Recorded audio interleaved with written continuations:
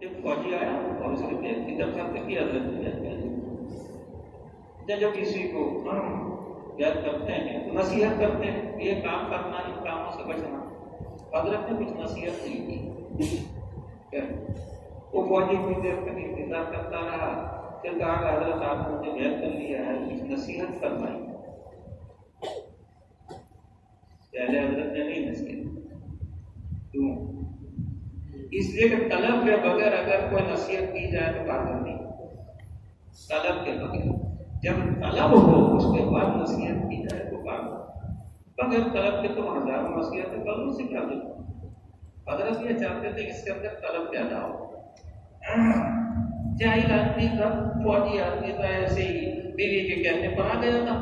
بیوی کے کہنے پر حضرت سے بیعت ہوا تھا. گھر میں پریشان کرتا ہوگا تو بیوی نے کہا جا حضرت کے ہاتھ پر جا کر کے بیعت کر لے. سمجھا کہ کچھ تو چرکانے آئے گا دماغ. تو بیوی کے کہنے پر آیا تھا, اس کو کوئی طلب نہیں کی تو حضرت نے کوئی نصیحت نہیں کی, خاموش بیٹھ گئے. جب اس میں طلب پیدا ہوئی اور اس میں خود درخواست کی کہ حضرت آپ نے کوئی نصیحت نہیں کی, نصیحت تو حضرت نے فرمایا کہ نماز پڑھتے ہو. حضرت نے فرمایا نماز پڑھا بس مختصر. کیونکہ جو شخص نماز نہیں پڑھتا ہے اس کے سامنے نصیحت کرنے سے کیا فائدہ. سب سے اہم عبادت تو نماز ہے. تو حضرت نے فرمایا کہ نماز پڑھا. وہ فوجی آدمی تھا, انہوں نے کہا حضرت آپ کہیں تو 5 وقت تک نہیں, میں تو 10 وقت تک کی نماز پڑھا. لیکن جب فوجی آدمی میرے پیروں میں بھوک ہوتے 5 وقت ان بھوکوں کو نکالنا وضو کرنا میرے لیے مشکل. اگر آپ بغیر وضو کے نماز پڑھنے کی اجازت دیتے آج ہی سے میں نماز شروع کروں. اگر میں ہو جاؤں بغیر وضو کے یا بغیر وضو کے نماز پڑھ. مسئلہ آپ جانتے ہیں, اگر جان بوجھ کر کے کوئی شخص بغیر وضو کے نماز پڑھے گا تو نماز نہیں ہوگی, کافی ہو جائے. اور جو مفتی یہ مسئلہ بتلائے گا پہلے کافی ہوگا. جو مفتی یہ مسئلہ بتلائے گا وہ پہلے کافی ہو جائے گا. اس لیے بزرگ کا کہا ہوا مختلف ہوتے ہیں, جلدی سے اعتراض نہیں کرنے چاہیے. حضرت بھی مسئلہ جانتے تھے کہ بغیر وضو کے نماز جائز نہیں ہوتی ہے, اور جو کوئی پڑھے گا جائے کچھ کرتے تو کافی ہو جائے گا. اصل میں حضرت یہ چاہتے تھے کہ بندہ نماز کی نیت کرے. نیت تو کرے نماز پڑھنے کی. جب نیت کرے گا تو اللہ تعالیٰ توفیق نازل فرمائے گا. جب اللہ تعالیٰ کسی کام کی توفیق نازل فرماتے ہیں تو ناقص نہیں ہوتی, کامل ہوتی. اللہ تعالیٰ جب کسی کام کے کرنے کی توفیق عطا فرماتے ہیں ناقص نہیں ہوتی ہے, کامل ہوتی ہے.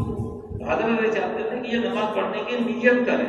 نیت کرے گا تو اللہ تعالیٰ توفیق جو عطا فرمائیں گے. یہ میں بتانا چاہتا ہوں, جب آپ نیت کرو گے تو اللہ تعالیٰ توفیق عطا فرمائیں گے, اور اللہ کی طرف سے جب توفیق حاصل ہوگی تو قابل ہوگی, ناقص نہیں ہوگی. تو خیر حضرت نے فرمایا کہ نماز پڑھنا چلا جا.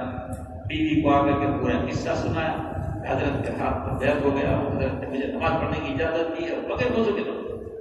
بیوی سمجھدار تھی, کچھ نہیں کہا. جب نماز کا وقت ہوا تو مصلی بچھا کر کے کھڑا ہو گیا نماز پڑھنے کے لیے. یہ نہیں کیا کر رہا, نماز پڑھ رہا ہوں. حضرت نے مجھے بغیر وضو کی نماز پڑھنے کی اجازت.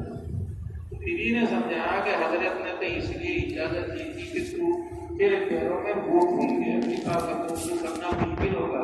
اس وقت تو تیرے پیروں میں بھوک نہیں ہے, میں تیرے لیے پانی رکھتے ہوئے دیتے ہوں. خدا کے واسطے زندگی کی پہلی نماز یہ تو وضو کر کے پڑھ لیتے ہیں. بیوی نے ایسی نصیحت کی, وہ بیچارہ مجبور ہو گیا اور اس نے وضو کر کے پہلی نماز. دوسری نماز کا وقت آیا, پھر مصلی پر کھڑا ہو گیا. کیا کرنا ہے, نماز پڑھنا بغیر وضو. ارے تم کیسا بنتا ہے. انسان کو ترقی کرنی چاہیے, آگے بڑھنا چاہیے. پہلی نماز تیری اللہ کی بارگاہ میں باوضو پیش ہوئی, یہ دوسری نماز یہ وضو پیش ہوگی. دیکھو تو پیچھے ہٹ رہا ہے, تو کیسا انسان ہے. آگے بڑھ, ابھی تیرے پیروں میں دھوپ بھی نہیں, میں تیرے لیے پانی جو ہے رکھ دیتی ہوں, وضو کر کے نماز پڑھ.